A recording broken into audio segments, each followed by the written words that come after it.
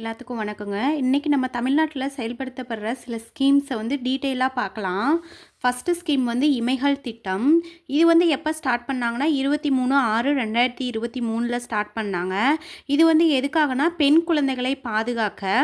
இது வந்து எப்படி ஞாபகம் வச்சுக்கலாம்னா பெண் குழந்தைகளை இமைகள் போல் பாதுகாக்கணும் அப்படிங்கிற மாதிரி ஞாபகம் வச்சுக்கலாம். அதுக்காக தான் இந்த பேர் வச்சுருக்காங்க. நெக்ஸ்ட் வந்து காவல்துறையில் அறிமுகம். இந்த திட்டம் வந்து எந்த டிபார்ட்மெண்ட்லனா போலீஸ் டிபார்ட்மெண்ட்டில் தான் அறிமுகம் படுத்தினாங்க. நெக்ஸ்ட் வந்து பாலியல் குற்றங்களிலிருந்து பாதுகாக்க, அதாவது பெண் குழந்தைகளை வந்துட்டு பாலியல் குற்றங்கள்லேருந்து பாதுகாக்கிறதுக்காக இந்த திட்டம் வந்துட்டு ஸ்டார்ட் பண்ணியிருக்காங்க. நெக்ஸ்ட் வந்து 60 நாட்களில் குற்றப்பத்திரிகை வந்து தாக்கல் செய்யணும் அப்படின்னு சொல்லிட்டு சொல்கிறாங்க.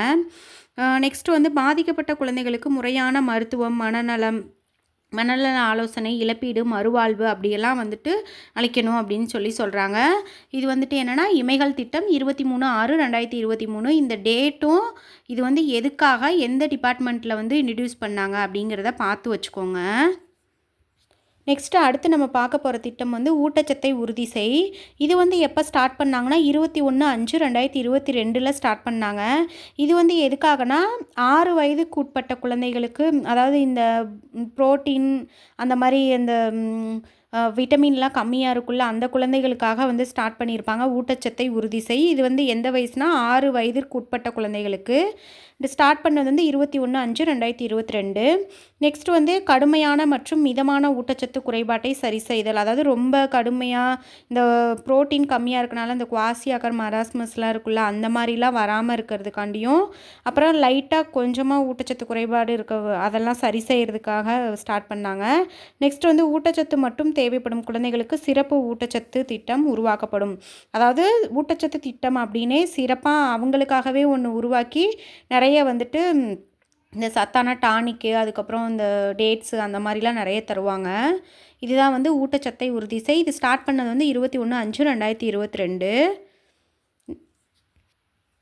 நெக்ஸ்ட்டு நம்ம பார்க்க போகிறது வந்து இல்லம் தேடி கல்வி. இது வந்து ஸ்டார்ட் பண்ணது எப்போனா 27/10/2021 ஸ்டார்ட் பண்ணியிருப்பாங்க. அதாவது கொரோனா பீரியடில். இது வந்து யாருக்குன்னா 1 முதல் 8ஆம் வகுப்பு வரை உள்ள குழந்தைகளுக்காக ஸ்டார்ட் பண்ணியிருப்பாங்க. கோவிட் காலத்தில் வந்து குழந்தைகளின் கற்றல் இடைவெளியை குறைக்க, அதாவது வந்து கேப் விட்டுறக்கூடாது அப்படிங்கிறதுக்காக இது வந்து இல்லம் தேடி கல்வி, அதாவது வீட்டுக்கே போய் பாடம்லாம் சொல்லி தருவாங்க.